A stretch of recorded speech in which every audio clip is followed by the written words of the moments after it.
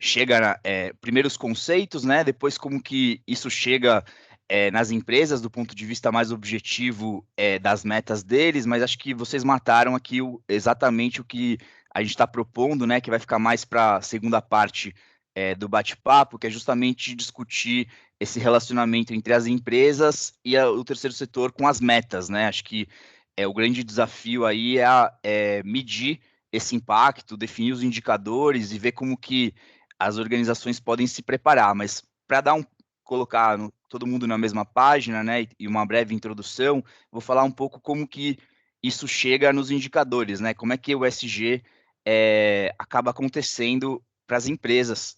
Então, esse primeiro slide tenta mostrar um pouco dos setores, né, a gente tem o terceiro setor, e os outros setores mais tradicionais, e no meio o setor 12,5, que seria do impacto, né? Então, o SG, ele não visa só o impacto, mas ele incorpora o impacto nas métricas clássicas de mensuração dos riscos das empresas, né? Então, mais para ajudar aonde que o terceiro setor fica, né? Aqui lá na filantropia, que tem todo uma aceitação para a perda do capital, e aqui, conforme você vai para a esquerda, você tem mais os investimentos tradicionais, né, somente financeiro, e o ESG ficando na avaliação de impacto com uma prioridade financeira, mas já incorporando esses outros riscos, né?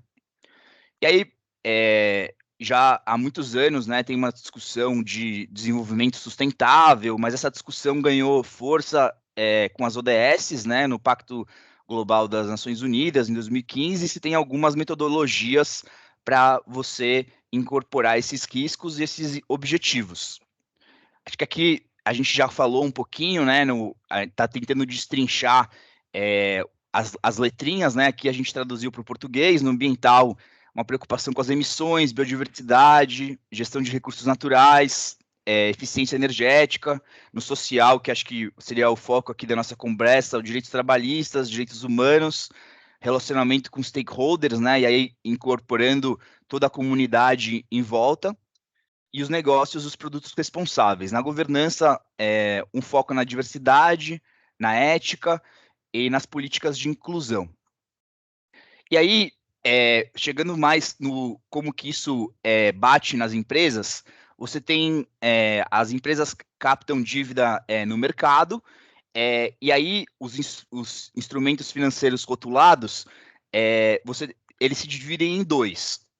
Para projetos específicos, então, por exemplo, você tem vai ter uma emissão que vai financiar um projeto que ele vai ser mais eficiente do ponto de vista de emissão de carbono, e aí todos os recursos vão ser investidos nesse projeto específico. Então, aqui, nesses projetos específicos, a gente tem é focado no projeto e se tem mais direcionado. Então, dentro dos projetos específicos, você pode ter relacionados ao meio ambiente, né, que seriam os green bonds, mais relacionados ao social, os social bonds. E quando a gente fala das organizações, é, o, o dinheiro que a empresa capta, ela não está direcionado a um projeto específico, e aí as metas que eles têm são com relação à empresa como um todo. E aí que eu acho que a gente tem mais sinergias para o terceiro setor poder contribuir com o cumprimento dessas metas, né? E aí, interessante também falar aqui que com esse gerenciamento dos riscos ESG, você tem é, um benefício econômico que é direto para as companhias, né? Então, tem alguns mecanismos, mas o que a gente tem visto no mercado é que se você bate a meta que foi definida, né? E aí cada empresa vai definir suas próprias metas, ela tem uma diminuição da taxa de juros que ela paga para o mercado. Então, isso realmente, além dos benefícios para toda a comunidade, você tem um benefício econômico para as empresas, e aí que a gente entende que o terceiro setor podia contribuir para esse atingimento das metas. Além desses dois tipos, né, dos projetos e das metas para toda a companhia, isso é verificado por um terceiro que faz uma avaliação externa de como que essas metas foram cumpridas.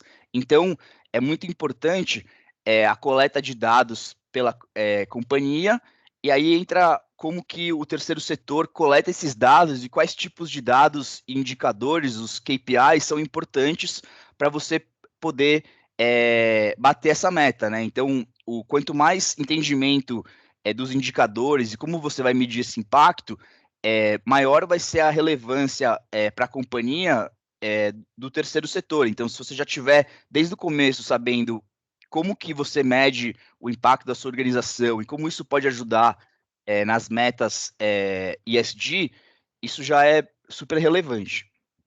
E aqui é só um breve recurso do que a gente já falou, né? Então, quando os recursos são destinados para um projeto específico, você pode ter o verde, né? O social, o sustentável e o de transição, que o transição é quando você ainda não é totalmente sustentável, mas você está melhorando a sua exposição de alguma forma. Então, um exemplo de um caso que a gente participou aqui no escritório, a Eneva mudou, captou recursos para uma PCH que tem menos impacto. Não é que ela não tem nada, então não é um projeto de energia renovável ainda, mas ela está nesse processo de transição. Mas o grande foco aqui da nossa conversa é o desempenho ESG como um todo para as empresas, né? Porque nos projetos específicos isso está mais restrito ao que o projeto produz. Aqui a gente já passou, né, que essas diferentes títulos, e aí nos instrumentos baseados em desempenho, né, que a gente entende que é o grande o foco da nossa conversa, não é qualquer tipo de meta que é suficiente. Então, os princípios, as melhores práticas do mercado, as metas delas devem ser ambiciosas, significativas, baseadas em desempenho, relacionadas à própria estratégia da companhia, precisam ser públicas e transparentes, verificadas externamente por uma instituição independente. E aí, você pode ter essas desempenho ESG, ela pode ser focado em metas ambientais ou sociais, e quando elas são focadas nos dois, a gente chama de sustentáveis, né? E aí tudo é um pouco de inglês, então fica Sustainability Linked Bonds. E aí, para introduzir a conversa com a Aline, que é da Klabin, recentemente eles captaram um título rotulado de Sustainability Linked Bonds, atrelado a todas as metas da Klabin, e não a um projeto específico. E aí a ideia é conversar e ela poder expor para a gente como que o terceiro setor pode contribuir dessas metas, os desafios de metodologia de mensuração do impacto e entender as oportunidades, tanto para o terceiro setor quanto para a companhia. Então, foi uma breve introdução para a gente poder realmente pôr todo mundo na mesma página, né? Então, aqui, isso está atrelado a um benefício econômico, que você tem uma diminuição da taxa de juros conforme o atingimento das metas, e agora entrar como que essas metas são atingidas e como que o terceiro setor pode contribuir para isso. Obrigada, Fernando. Bom, pessoal, a Aline da Klabin já está aqui com a gente. Antes de passar a palavra para ela, eu só queria saber de vocês se está todo mundo na mesma página, se tem alguma dúvida dessa primeira parte que vocês queiram tirar antes da gente seguir para o case da Klabin, que acho que a gente vai entrar numa parte mais prática, mas só para saber se tem alguma questão pontual que vocês já queiram levantar. A gente pode usar aí 5 minutinhos para isso e depois a gente passa para a Aline.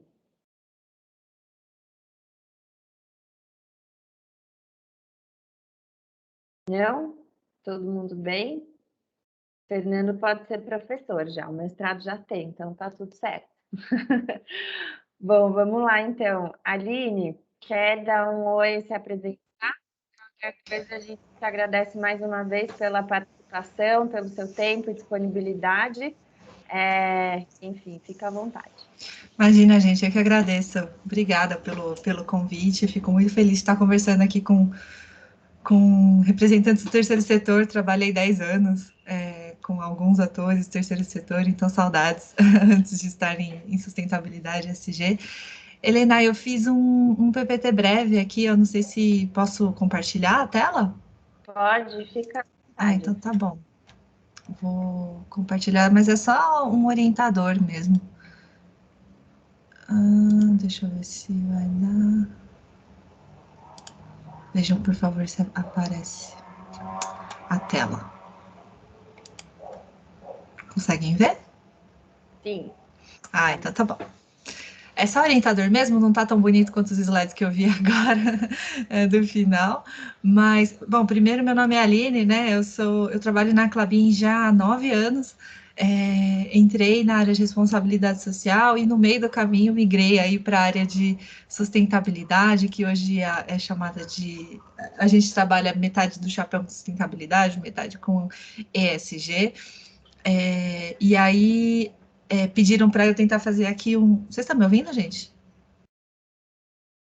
Sim. Ah, então tá, desculpa. É que parece que caiu o roteador aqui, por isso que eu fiquei. Dei uma. Só para confirmar. Mas, enfim, fiquei muito feliz de conversar com vocês para tentar juntar aí, né, de que forma que ESG e o investimento junto com o terceiro setor conversam, né? Foi uma reflexão bem legal. E aí eu queria trazer aqui para emendar já, né, no conteúdo anterior, um pouco sobre essa discussão grande, né, sobre ESG. Eu acho que vale, primeiro, a gente fazer uma reflexão aqui sobre a diferença entre sustentabilidade e ESG, né? As companhias têm a frente de sustentabilidade já consolidada há muito tempo, né? Já tentando responder aí de que forma que a companhia não gera nenhum dano socioambiental e ao mesmo tempo tenta criar oportunidades. E aí o ESG, ele veio aí nos últimos 5 anos, especialmente, né, mas nos últimos 2, com muito mais intensidade mesmo. A gente até brinca que é um tsunami ESG, né, rolando no mundo, que vem trazer para o foco da área de sustentabilidade, que já existiu sempre nas companhias, de que forma que essa área gera valor para a companhia, né? Então, de que forma que a gente consegue capitalizar os esforços de sustentabilidade para que a companhia não veja mais sustentabilidade só como um gasto, né? Ou como um trade-off ruim, né? Assim, vou gastar mais dinheiro, mas sustentável. Então, a lógica do ESG, ele vem para romper um pouco isso, porque já existem muitas evidências científicas de que uma empresa que ela internaliza o aspecto ESG na sua gestão, ela ou ganha mais, ou pelo menos ela não perde não perde mais, né? Então, acho que é uma lógica bem interessante, e aí eu acho que o terceiro setor vem muito acho que em duas funções, né? A primeira é se dentro das capacidades, né, da própria organização, se o propósito da organização bate, né, com o nível de impacto positivo esperado que a companhia promova dentro também dos negócios da própria empresa, aí é uma frente. E a outra é do propósito da organização em si, né, da organização do terceiro setor em si, que não precisa necessariamente estar vinculado a um financiamento de empresa, a uma estratégia de empresa, né? Então, acho que tem essas duas frentes interessantes, né, para ser exploradas pelo terceiro setor agora com essa elevação, com esse tsunami ESG.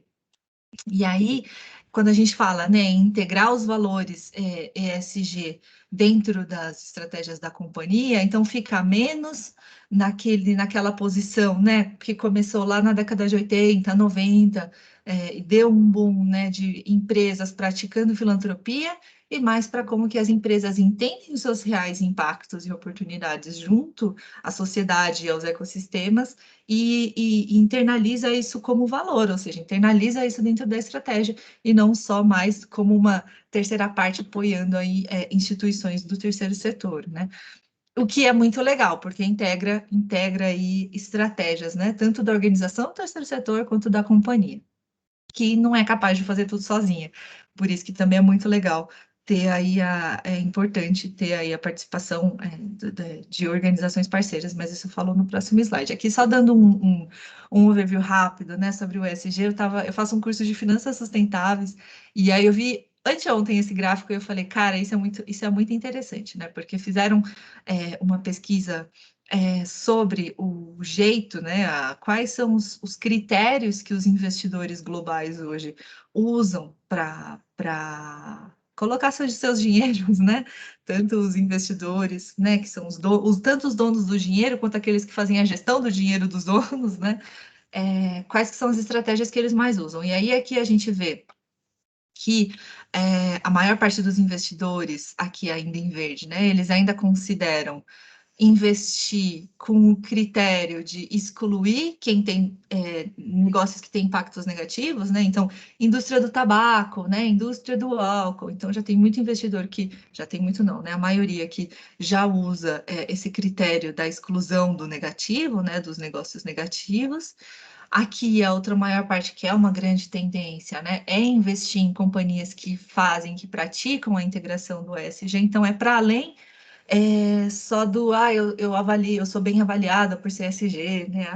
Não, as companhias que provam por meio de dados, né, e indicadores, que os 3 critérios ESG estão integrados em suas estratégias, é um dos maiores motivadores aí para esses investidores colocarem seus dinheiros. O terceiro item aqui, que também, e não é um ou outro, tá? Eles usam de forma combinada. O terceiro item também bastante utilizado é de que forma que investidores agora, munidos desse poder de influência em transformar mercados, né, em transformar padrões e transformar indústrias, né, eles consideram ser como se fosse uma parte da empresa, né, da empresa que eles investem, né, ser como se fosse donos mesmo, né, e fazer, enfim, questionários, né, a companhia passa aí por escrutínios enormes, eu faço parte de uma equipe que passa por isso todos os dias, todas as semanas,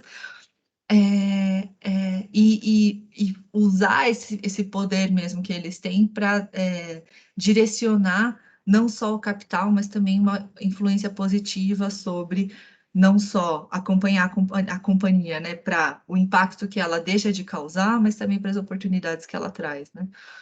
Aqui é muito baseado em normas, né? Então, assim, a companhia segue padrões como o Pacto Global, né? Que é a frente da ONU com o setor privado, ou tem as ISOs, ou, enfim, qualquer padrão e norma aí para o setor que a empresa opera. Aqui, esse menorzinho aqui já são companhias, perdão, que são avaliadas como as melhores na sua classe, né? Então, eu gero aspectos positivos com a minha gestão e eu sou a melhor do meu setor segundo o índice de sustentabilidade do ISE, da B3, por exemplo, que é o ISE, ou outros índices de sustentabilidade em geral. Então, quer dizer, hoje uma companhia dizer que ela é a melhor do seu setor, já não indica mais tanto, né? Indica só que as práticas dela são consideradas boas práticas, mas de fato, qual que é o poder que ela tem, né? Sobre não só ser bem avaliada, mas integrar isso na sua estratégia. Acho que isso tem muito a ver com a questão dessas operações financeiras, né? E aí aqui a gente tem 2 últimos, mas que eu acho que vale a pena trazer, que é o investimento temático em sustentabilidade. Então, aqui tem bastante, assim, a empresa já emitiu um Green Bond, a empresa já emitiu um Sustainability Linked Bond, ou um Social Bond, ou qualquer um desses títulos novos de operações que surgem, né? Então, são investidores que falam, eu quero só investir, eu quero criar uma carteira, criar um fundo de empresas que me trazem retorno a longo prazo financeiro, claro, né? Essa é a premissa, mas que também me ajudem a comprovar que esse fundo, por exemplo, ajuda a mitigar os impactos das mudanças do clima, por exemplo, ou que me ajuda a mostrar que o padrão de vida e qualidade e segurança de uma comunidade que é historicamente marginalizada, por exemplo, eu estou conseguindo mitigar isso, né? Então, é o investimento temático, que é muito que o Green Bond fala, né? Muito que o Social Bond fala, por exemplo, né?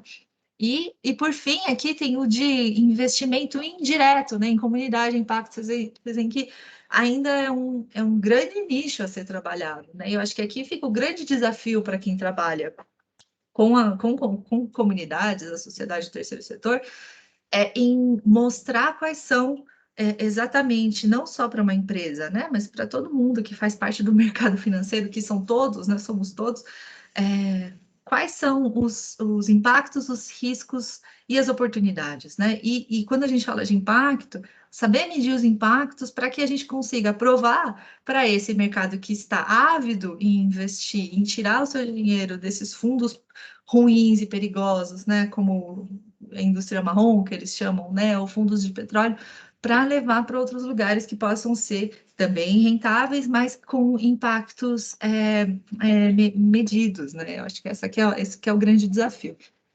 E aí, falando um pouco da nossa operação, né, do Sustainability Linked Bond, a gente fez... eu trouxe aqui exatamente só para lembrar, né, que quando a gente fala de ESG, a gente está falando de longo prazo, a gente está falando de retorno de longo prazo. E não à toa, essas operações financeiras todas, né, que aparecem, elas são empréstimos, né? São dívidas que a companhia faz para garantir não só que ela vai ser perene, que ela vai continuar crescendo ao longo dos anos, né? 10 anos, a gente tem um Green Bond que é de 30 anos, por exemplo, e que a gente vai continuar gerando impactos positivos para os pontos que a gente fala. A diferença do Green para o SLB, né, que é o Sustainability Linked, é que o Green, ele fala em uso de recurso. Então, você tem uma quantidade X que você ganha, né, que você consegue de empréstimo desse mercado financeiro, e aí, ao longo dos anos, você vai falando para quais critérios verdes você aplicou esse dinheiro. O Sustainability Linked, ele não te vincula o uso desse dinheiro, no nosso caso, foram 500 milhões aqui de dólares, né? Ele não te obriga a fazer uso desse dinheiro especificamente para projetos e ações, é para propósitos gerais, eles chamam. Por quê? Porque o mercado financeiro te deu um voto de confiança de que, porque você tem metas a longo prazo de sustentabilidade, elas vão te ajudar a incrementar a sua gestão, a sua rentabilidade, né? A sua longevidade, em último caso, e é como se fosse uma confiança mesmo que você tem, e você não precisa prestar contas necessariamente sobre o uso desse valor, você só precisa prestar contas do cumprimento da meta. Então, isso é muito legal, porque quando a gente fala de ESG, de longo prazo, eu acho que o nosso grande direcionador, né, e tem que ser os ODS, né? Então, que já trazem essa visão de longo prazo, né? E que tem aí uma lista de ODS relacionados para movimentar e potenciar e maximizar impactos, né, como eles mesmos falam, para as três as dimensões e aspectos da sociedade, né? Então, a gente tem ODS que fomentam e protegem ecossistemas, né, e ajudam a humanidade, na verdade, a não ultrapassar as fronteiras planetárias, né, conhecidas já, que ajudam a sociedade a se alavancar e criar resiliência, né, dentro do nosso percurso de crescimento enquanto grupo de pessoas que convivem no mesmo lugar de recursos finitos, e a economia também direcionando isso, e esse ODS central, que é de parcerias. E aí que eu acho que é legal a gente tá aqui conversando, né, setor privado com o terceiro setor, porque a gente sabe que nada disso vai ser possível se a gente atuar sozinho, né? Nenhum esforço a gente consegue sendo ator num palco sozinho, né? Então, é muito interessante a agenda dos ODS, porque eles falam diretamente com a visão de longo prazo requerida pelo aspecto ESG ou ASG, a gente já pode usar traduzido já, né, hoje para o nosso contexto. E aí eu acho que é legal aqui pensar, né, qual que é o papel da sua organização no cumprimento, né, no apoio a essa agenda global, e não só do seu papel em si, mas como que você também vai atuar junto com outros atores, quer seja do poder público, quer seja do setor privado, tendo essa agenda aí como mote comum, porque quando você configura esse tipo de parcerias, é muito mais fácil, né, para qualquer organização que queira que queira ingressar, né, nesse mundo ESG, fica mais fácil, porque você está ali com o seu papel, seu propósito consolidado, com seus impactos consolidados e riscos, né, mapeados. Então, fica fácil. O que a gente tem que fazer aqui é ajudar o mercado financeiro, que está ávido por fazer essa transformação na sociedade, inclusive, às vezes até ávido demais, porque eles acabam... Tem tipos e tipos, né, de investidores. Tem uns que já são o suprassumo de monitoramento, né, que é o caso de BlackRock, não sei se vocês já ouviram falar, que eles são super líderes, né, em puxar mesmo, né, todo o setor para olhar para as questões ESG, mas tem outros que estão vindo junto, assim, né, na mentalidade de rebanho, né, que eles mesmos consideram, né? Um toma a liderança e os outros, vendo que é rentável essa liderança que ele assumiu, vão incorporando também, criando fundos ESG, que é muito esse movimento que a gente está vendo acontecer agora, e aí cabe a nós, tanto empresas quanto o terceiro setor, também apoiar e também educá-los para o que é transformativo de verdade, né? O que gera impacto de verdade, né? Também a gente tem que assumir mesmo esse papel. E então, às vezes, eles estão até ávidos demais, né, por estimular esse mercado, e a gente tem esse papel também de consolidar as nossas parcerias de forma a deixar toda oportunidade e riscos, principalmente, consolidados em indicadores que facilitem a decisão, né, desses agentes aí, donos de dinheiro, mas do qual todos nós dependemos para funcionar hoje, né? E aí, eu estou focando bastante nessa questão financeira, porque é isso que diferencia a sustentabilidade do ESG, né? O ESG, ele vem para trazer, internalizar o valor possível de você extrair a partir das suas práticas de sustentabilidade. E aí, aqui, trazendo o case da Klabin mesmo, né? Então, só para emendar um pouco com aquela operação que eu citei nos 2 slides anteriores, atrás, que foi Sustainability Linked Bond. Então, o que eles quiseram avaliar da gente, né? Todo esse ecossistema financeiro. Qual que era o nosso comprometimento com o futuro, né? Quais são já os nossos resultados dos últimos 10 anos? Então, assim, a gente lançou essa operação com a nossa agenda global de metas de sustentabilidade, que são 23 metas, né, voltadas para 4 grandes aspectos, então, que vai desde temas que nos ajudam a endereçar a prosperidade para as pessoas, a economia sustentável, um futuro renovável, com tecnologia e inovação. Então, a gente tem 23 grandes metas públicas para essas 4 categorias. E aí, para essa operação, a gente saiu com 3 metas. 2 não estão aqui, mas já pedi de propósito.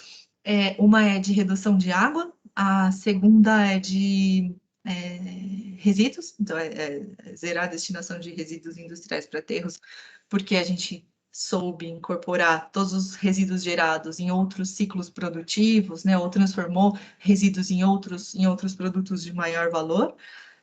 E o de biodiversidade, que é esse aqui, que é o de conduzir a reintrodução, a refaunação de pelo menos 2 espécies que sejam comprovadamente extintas regionalmente. Então, eles viram a nossa ambição para todas essas metas e, consecutivamente, para ODS que a gente priorizou, mais KPIs para 3 metas específicas, em que a gente provou a nossa capacidade, né, de cumprimento ao longo dos anos, para a gente chegar nessa meta que seja mais ambiciosa. A gente fez o nosso gatilho para 2025, então, em 2025, se a gente cumprir essa parte dessa meta, no número que a gente colocou, a nossa taxa de juros vai ser menor, e que é muito interessante para a companhia, porque com esse valor conseguido, a gente consegue pagar endividamentos, né, títulos que a gente emitiu antes com juros maiores, ou se a gente não conseguir cumprir essa meta em 2025, o juro, a taxa de juros vai ser maior.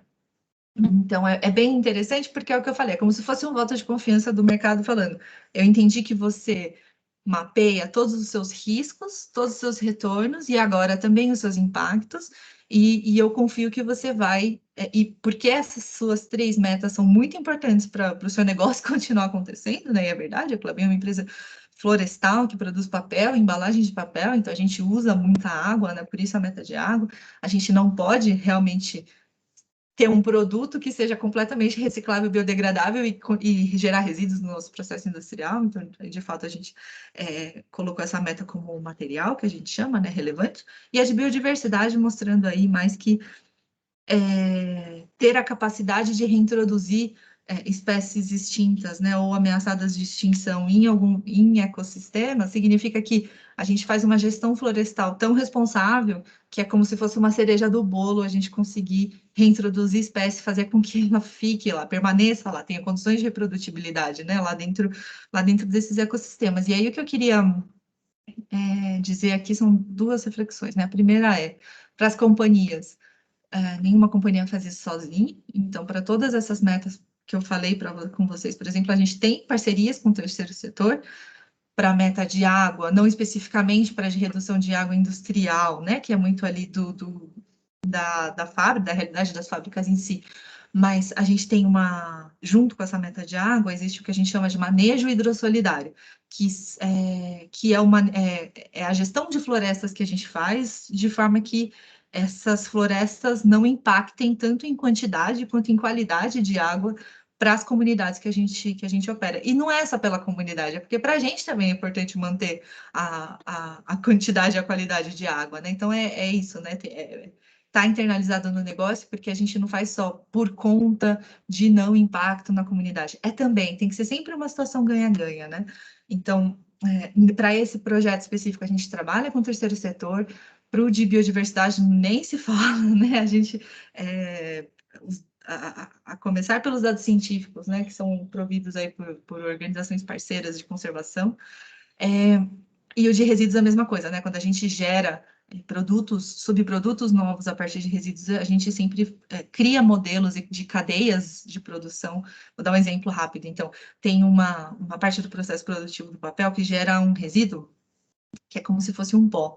E esse pó, ele não poderia ser mandado para o aterro, e aí ele ficaria lá, mas o que a gente fez foi uma parceria com uma entidade de pesquisa e que criou com a gente modelos de construção de blocos de pavimentação com esses resíduos que são, claro, né, atóxicos e que não tem impacto para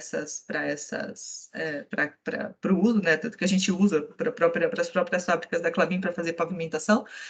E juntos a gente então criou, junto com o terceiro setor, um modelo de cadeia de negócio mesmo, né, para o uso desses pavers, né, que a gente chama, para tanto comunidades em si, quanto para promover o negócio da construção civil nos locais em que a gente tem operação, quanto pavimentar algumas estradas rurais, né, no lugar de ter estrada de terra, que levanta muita poeira e também causa muito impacto, né, nas comunidades.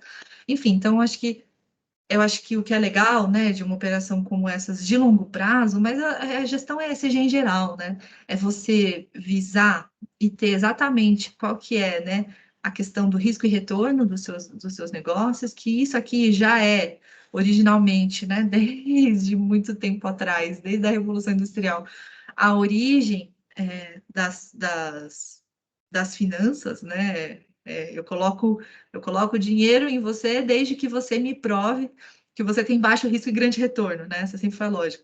Mas agora, e que você também mede os seus impactos. E aí aqui eu acho que fica o convite à reflexão e a nossa situação atual, né? Que é como que a gente mede o impacto e o progresso de desenvolvimento para que a gente consiga incorporar valor e oportunidade sobre. Aqui eu falo negócios porque eu sou de empresa, mas é sobre toda a sociedade, né? E aqui eu acho, vou até tirar, porque essa era a minha última slide para eu conseguir ver o rosto de vocês, porque deixa eu sair aqui. Saiu? Acho que já saiu, né? Porque eu acho que aqui é uma questão que a gente sempre discute, e todo mundo sempre tenta sair, assim, sabe? Que, como é que eu meço o risco, o impacto do meu projeto social, do meu projeto ambiental? E eu acho que agora é a hora que a gente tem que ter a coragem de saber que a gente vai errar, mas de saber que a gente tentou, sabe? Assim, então, eu estava até conversando com o Fernando, com a Helena e com a Roberta, né, essa semana, né?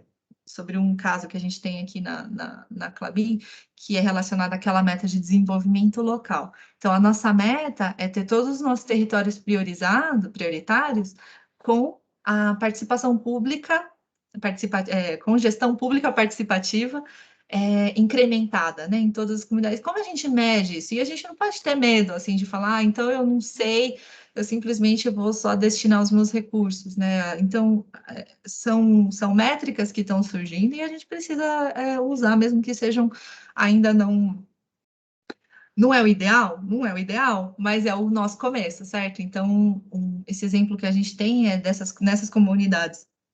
A gente implementou o índice de progresso social, não sei se vocês conhecem, né, que ele vem incrementar aí o número do IDH, né, que são mais de 3 aspectos de desenvolvimento humano, e o IPS ele vem para fazer um scanning mesmo sobre todo o território para identificar 3 dimensões de desenvolvimento e qualidade de vida, né, dos países, e aí adaptado aqui para as comunidades, que a gente faz junto com a Fundação Avina.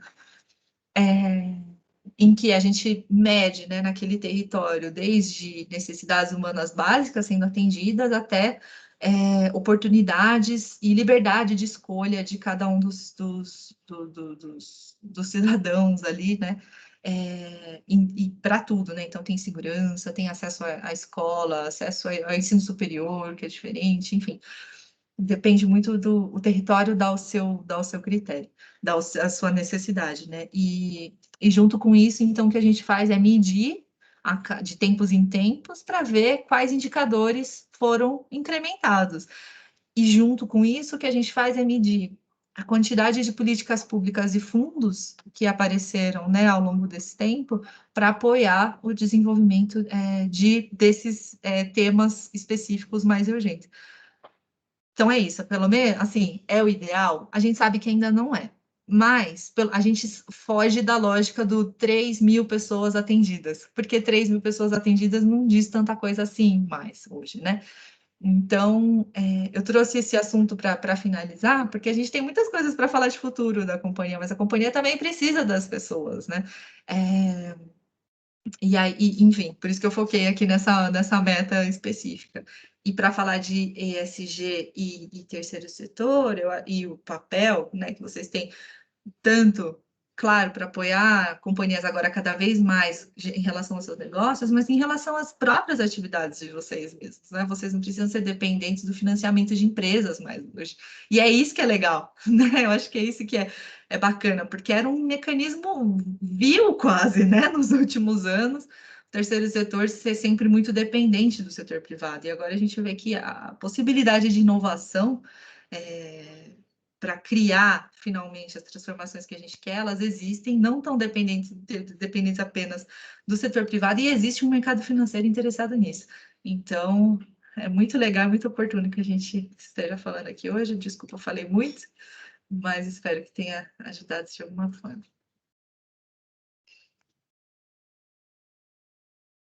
A ideia era falar bastante mesmo, Aline. Obrigada. Acho que você trouxe, enfim, vários pontos super bacanas e deixo aberto agora para quem quiser fazer alguma pergunta ou algum comentário, enfim, fique à vontade. Se vocês quiserem levantar a mãozinha virtual para organizar, acho que pode ajudar.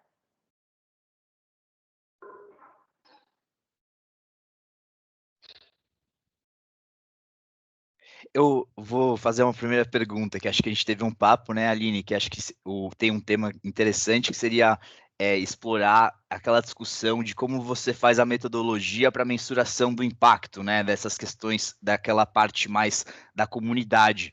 E acho que é uma discussão interessante que acho que seria legal trazer um pouquinho aqui se você achar que faz sentido. Faz super, porque eu acho que quando a gente mede, finalmente, para além do IDH, né, o que uma comunidade, um território, enfim, a metodologia do IPS fala de país, comunidade ou território, né, precisa, de verdade, é muito bacana e é muito interessante, porque ele já cria uma agenda. Ele cria uma agenda específica para as autoridades públicas gerarem os seus planos de participação anual voltados para o cumprimento e atingimento de melhoria desses índices. Então, criação de, como eu falei, né, fundos, políticas, comissões, né, enfim, secretarias para atender a essas necessidades é interessante, porque daí a gente foge do quase de uma vitimização sobre de candidatos que vêm com uma agenda pronta e implementa aquela agenda e pronto, acabou, né? Sem ninguém saber se o território precisava daquilo ou não. Para o setor privado também é muito interessante, porque tem muitas realidades, muitas comunidades em que a gente tem um setor privado formado por grandes indústrias, grandes empresas numa região que conseguem ter orientados aí o seu investimento social privado, e para empresas pequenas, locais, também saberem qual é o seu papel de participação dentro da criação dessa agenda, né? Eles também não são imunes, eles também precisam participar com o seu poder de influência, né, enquanto atores locais. E para o terceiro setor também é super interessante, porque quando você tem nessa realidade organizações que já trabalham endereçando assuntos que apareceram como urgentes para aquela região, é super legal, porque você não precisa criar capacidades do zero. A capacidade já está lá, você só precisa que todo mundo apoie, né, essa organização para incrementar essa capacidade e essa atuação. Então, ao fim e ao cabo, é só uma medição de qualidade de vida, né? Assim, mas é um grande direcionador, tanto de cumprimento para aquela região da Agenda 2030 dela, né? Da agenda atrelada ao ODS, quanto para essa participação que eu falei, né? Que nada se faz sozinho, então não adianta, né? O governo ter um setor público falando, eu vou só investir em segurança, um setor privado falando, eu vou investir só via filantropia, em voluntariado, nas casas de assistência social. E um setor da sociedade falando sozinho ali, né, em relação às necessidades daquele local. Então, a gente consegue prever o tamanho do risco e retorno com essa dinâmica? Eu acho que ainda não, tá? Para ser bem honesta, assim. Mas o que a gente vê muito é a aplicação desses bonds também para o setor público. E um setor público que tenha uma agenda concatenada com todos os setores da sociedade consegue, claro, com muito mais facilidade, mostrar a sua visão de longo prazo. Então, eu acho que é bem legal, assim, até acompanhar, porque eu trouxe o caso da Klabin, que é setor privado, mas tem já hoje órgãos públicos emitindo bonds sustentáveis, que também é muito interessante da gente trabalhar juntos, né? Então, e é isso, né? É dinheiro para ser usado a longo prazo, voltado para uma agenda de impactos e oportunidades conhecidos, né? Eu acho que é uma situação ideal aí. Não, muito legal. Não sei se está atrelado com o que você tinha falado antes, né, Fernando? Não, tá super, acho que foi super legal.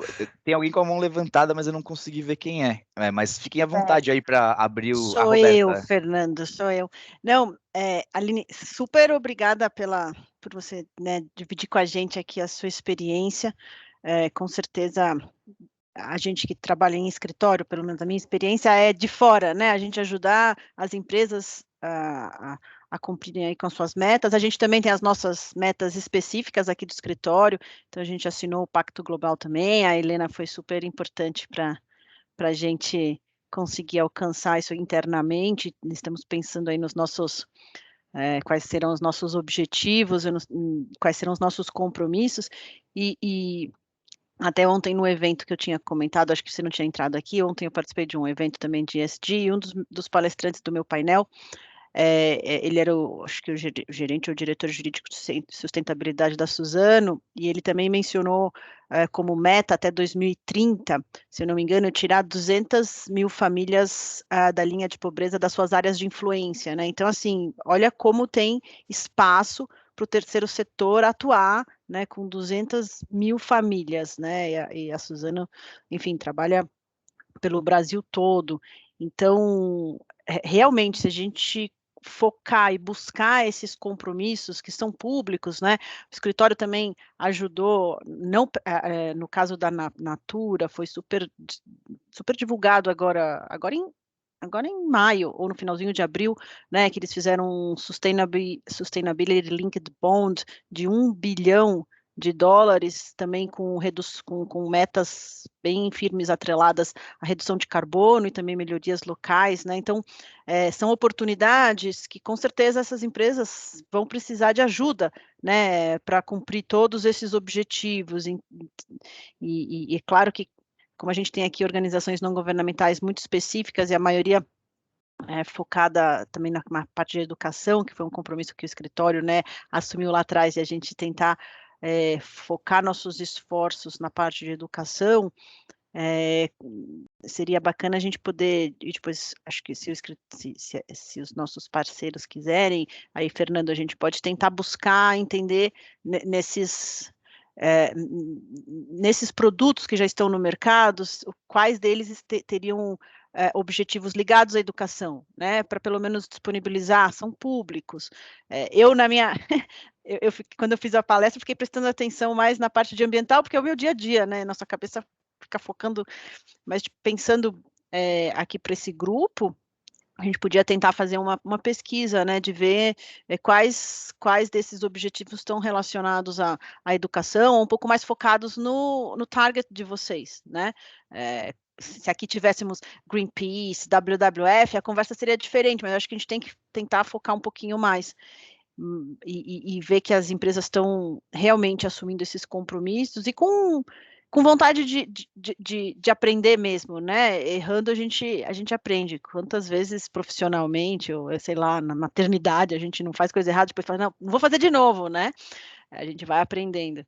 Então, super obrigada pela participação, e a gente aqui fica à disposição para ver como que a gente pode ajudar melhor, né? Como unir esforços.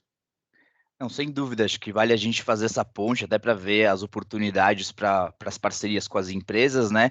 E acho que também fica também um ponto importante, né? Que como todos esses títulos de dívida estão atrelados às metas, acho que vale cada organização pensar como mensurar esse impacto, né? Porque no final a gente está falando de dados para a empresa poder bater as metas. Então, acho que essa reflexão na mensuração do impacto é super importante. Eu acho também que, como isso, por exemplo, o próprio escritório pede os dados para as organizações, né, que a gente ajuda, e acho que pensar como você vai coletar isso desde o começo na sua operação, já integrar essa coleta de dados, facilita para não ser aquela correria que você tem que apresentar o relatório para a empresa que apoiou, mas você não consegue fazer isso, porque a coleta de dados faz parte da estratégia e da atividade em si. Então, essa preocupação de estabelecer as metas, os KPIs e coletar esses dados é desde o começo, porque depois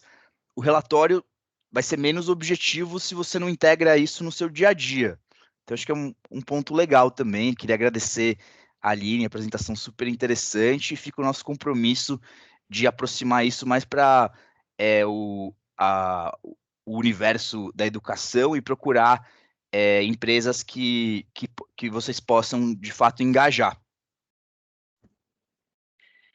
E, pessoal, acho que pegando carona aí na fala da Aline, da Roberta e do Fernando, esse ponto da mensuração é fundamental e é isso que faz diferença. E aqui, enfim, como vocês sabem, o objetivo principal do Bate-Papo Educação é a gente melhorar tanto governança quanto sustentabilidade financeira. Isso está muito atrelado a esse tema, né? Então, até por curiosidade, enfim, o ESG ele surgiu, esse termo, não sei se todo mundo sabe, eu vou estar repetindo coisa, mas enfim, ele surgiu lá em 2003, 2004, se não me engano, a partir de uma conversa do Pacto Global da ONU com o Banco Mundial, conversando com as organizações financeiras, as maiores, de como poderiam incluir nessa conversa do mercado de capitais essas frentes de governança social e ambiental. E aí eles emitiram um documento que se chama Who Cares Win, então quem se importa ganha, né? Para poder ter um compromisso do mercado financeiro com essas frentes de atuação, para mitigar impactos negativos e incentivar os positivos, né? E aí isso conversa muito com o framework hoje do Pacto Global dos Objetivos do Desenvolvimento Sustentável. Então é muito legal pensar como eles iniciaram isso e como eles dão uma solução ao longo do tempo, né? Então foram pontos que tanto o Fernando quanto a Aline falaram nas apresentações deles, e que eu acho que é o passo número 1, se eu pudesse dar de dica aqui para as organizações, que podem ter uma dúvida aí de por onde começar, às vezes, né, com metas e indicadores, porque muitas empresas, e aí, como a Roberta falou, a gente entrou ano passado, né, para o Pacto Global, e a gente começa a mensurar os nossos impactos por meio dos objetivos do Pacto Global. Então, a gente, como empresa, se compromete a determinados objetivos, metas e indicadores. Muito a gente consegue realizar dentro de casa e muito a gente vai realizar por meio das organizações que a gente apoia. Então, as organizações até que estão aqui, que a gente apoia via ou investimento social ou leis de incentivo, né, via essa frente financeira, a gente mandou para vocês recentemente um formato de relatório quadrimestral, que a gente avisou que vai enviar aí com frequência, para ter essas respostas de vocês, né? Para a gente conseguir encontrar esses pontos em comum. Então, da mesma forma que o Pacto Global abre esse espaço para as empresas aderirem ao pacto e se comprometerem, eles também abrem esse espaço para as organizações do terceiro setor se comprometerem. Então, isso quando a gente pergunta para vocês no relatório, né? Então, e vocês podem ver isso de outros apoiadores, outras empresas também. Quando a gente pergunta a quais ODS vocês estão conectados, não é só uma questão de vocês olharem lá e falarem, eu falo sobre educação, então eu estou aqui no ODS 4. É também esse compromisso formal em relação ao Pacto Global, que pode contribuir muito com vocês, porque o Pacto Global, a partir dessa escolha inicial dos ODS, com os quais vocês se comprometem como organização do terceiro setor, eles já dão quais são as metas e indicadores, então não é uma coisa que vocês precisam ficar muito quebrando a cabeça. E é um framework universal, então isso ajuda as organizações e as empresas a se encontrarem nesse destino final de cumprimento de metas, né? Então, enfim, só queria dar esse caminho das pedras, como eu falei, não sei se eu estou repetindo algo que vocês já sabem, mas só para garantir, acho que esse é um próximo passo muito importante para quem não tiver e para quem tiver, manter esse olhar aí 2030 e depois vamos ver qual que vai ser o próximo programa que o Pacto Global vai lançar, né? Mas era isso, pessoal. A gente já passou um pouquinho aqui do nosso tempo inicial, mas queria saber se alguém tem mais algum comentário, alguma dúvida.